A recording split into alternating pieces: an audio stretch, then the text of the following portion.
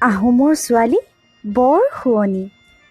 এই যে উখহা চকুৰ বাদুত জিলিকি থকা তেজস্বী সিংহিনীৰ দৃষ্টি, পুৰঠ গালত ওলমি থকা মূলা গাভৰুৰ ৰণচণ্ডী ৰক্ত আভা, গভীৰৰ বুকুৰ গহ্বৰত কঢ়িয়াই ফুৰা কেঁচা মৰমসনা হিয়াখনত জয়াৰ প্ৰেমৰ মৰ্মন্তুদ গাথা। আহোমৰ ছোৱালীৰ প্ৰেমৰ বাছনিত সৌভাগ্যৱান হৃদয়বোৰেহে হেনো উঠে। গদাপানীৰ দৰে পাহোৱাল, কাকু বুঢ়াগোহাঁইৰ দৰে মহীয়ান পুৰুষৰ বাবেহে হেনো আহোমৰ যুৱতীয়ে কঢ়িয়াই ফুৰে জয়া বা মূলাৰ কালজয়ী প্ৰেম। ফাচৈ ফাৰেম, ফাচিত, ফাৰু পিন্ধি যেতিয়া আহোমৰ যুৱতীয়ে বীৰ দৰ্পে বাট বুলাই যায়, সৰগৰ অপ্সৰায়ো হেনো লাজত মুখ ঢাকি পশ্চাৎগমন হৈ পলায়।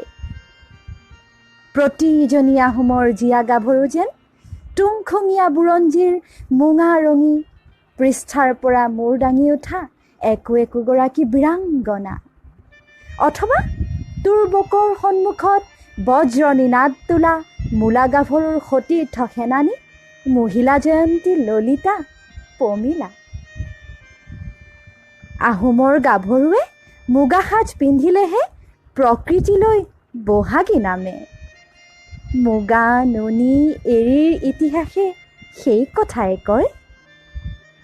আহোমৰ যুৱতীৰ ভৰুণ দেহাত হেনো ৰক্ত নহয়, প্ৰেম আৰু সাহসৰ বৰলুইত বয়।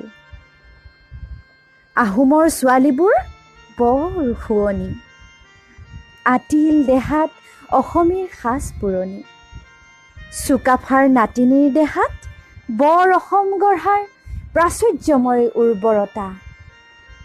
প্ৰেমৰ বাবে আত্মজাহ দিব পাৰে, তুলি ল'ব পাৰে হেংদাং, দেখা পালেই বৰ্বৰতা।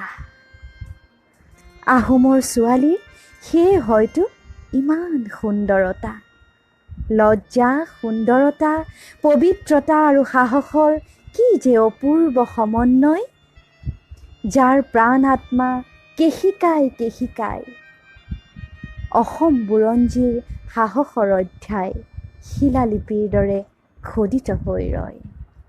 আহোমৰ ছোৱালী বৰ শুৱনি। ধন্যবাদ।